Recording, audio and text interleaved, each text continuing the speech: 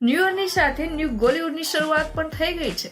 મતલબ કે ડેની જીગર રિલીઝ થઈ ગઈ છે. ફિલ્મ કેવી છે તો રિવ્યુમાં જોઈશું, પણ ચેનલ પર નવા છો તો ચેનલ સબસ્ક્રાઇબ કરી લો, તો ફિલ્મી પ્લેનેટ પર મળશે તમને ઓલ ગુજરાતી ફિલ્મોના રિવ્યુ એન્ડ અપડેટ.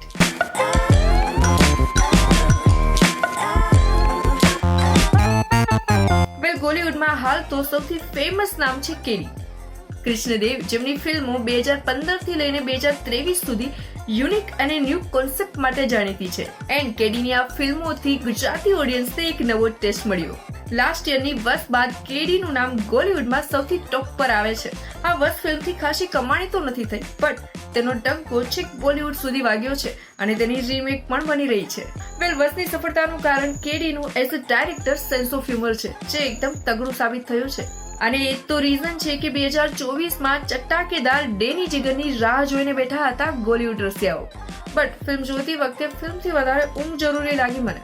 સન્ડે વીકમાં એકવાર હોય છે, ઉપરથી ફૂલ બોરિંગ હોય તો ઊંઘ આવી થોડું નેચરલ છે. મતલબ ફિલ્મને ફૂલ્લી કોમેડી બનાવવાના ચક્કરમાં ઓવર એક્ટિંગનો તડકો તો લગાવ્યો, પણ હરેક મોમેન્ટ જ્યાં પંચીસ લગવાના હતા ત્યાં ઓડિયન્સ પૂછશે હસના થઈ ગયા. Big dialogue and script. Story સારી હતી, એક ફૂલ્લી સેન્સલેસ કોમેડી ડ્રામા. ડેની એટલે કે યશ સોનીએ તેનું કેરેક્ટર તેની બધી જ ફિલ્મોની જેમ એકદમ ઝકાસ પ્લે કર્યું છે. એ એની ડ્રેસિંગ સ્ટાઇલ હોય કે પછી કોમેડી, બધું જ પરફેક્ટ. તર્જની બદલાની આ પહેલી as a lead actor film છે અને તેને પોતાનું 100% આપ્યું છે આ કેરેક્ટરને. ઓલમોસ્ટ બધા એક્ટરે સારું પરફોર્મ કર્યું છે, બટ કેડીએ ક્યાંક તો થાપ ખાધી છે. ફિલ્મમાં VFX એટલું મેટર પણ નથી કરતું જો ઓડિયન્સને કોમેડી મળી હોત, બટ કોમેડીના નામ પર ઓડિયન્સને મળે છે વલ્ગર ડાયલોગ્સ. હા, એવું પણ નથી કે ફિલ્મમાં કંઈ જ ના ગમે.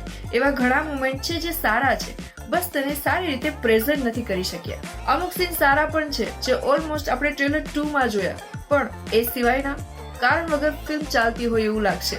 બટ ફિલ્મના એન્ડમાં મૂર્તિ ચોરાવાનું કારણ અને ડેની જીગરનો પ્લાન થોડો ઇન્ટરેસ્ટિંગ લાગશે. ફિલ્મમાં એ લાસ્ટ પાર્ટ જેટલું પોટેન્શિયલ પણ હોત ને તો પણ ફિલ્મ સ્ટ્રોંગ બની જાત. એનીવે, કેડી પોતાના યુનિક કોન્સેપ્ટ માટે જાણીતા છે અને પ્રયોગો હંમેશા સફળ રહે એ જરૂરી પણ નથી. કેડી પોતાની હરેક ટ્રાયલ બાદ ઓડિયન્સને જાણે છે, પરખે છે અને પછી આવે છે વશ જેવી ફિલ્મો. હવે આ તો હતો ડેની જીગરને લઈને મારો રિવ્યુ. તમારો પોઈન્ટ ઓફ વ્યૂ તમે કમેન્ટ બોક્સમાં લખી શકો છો. અને હા, ધ ફિલ્મી પ્લેનેટને ઇન્સ્ટાગ્રામ પર ફોલો પણ કરી શકો છો. મળીએ નેક્સ્ટ વિડીયોમાં. Bye bye.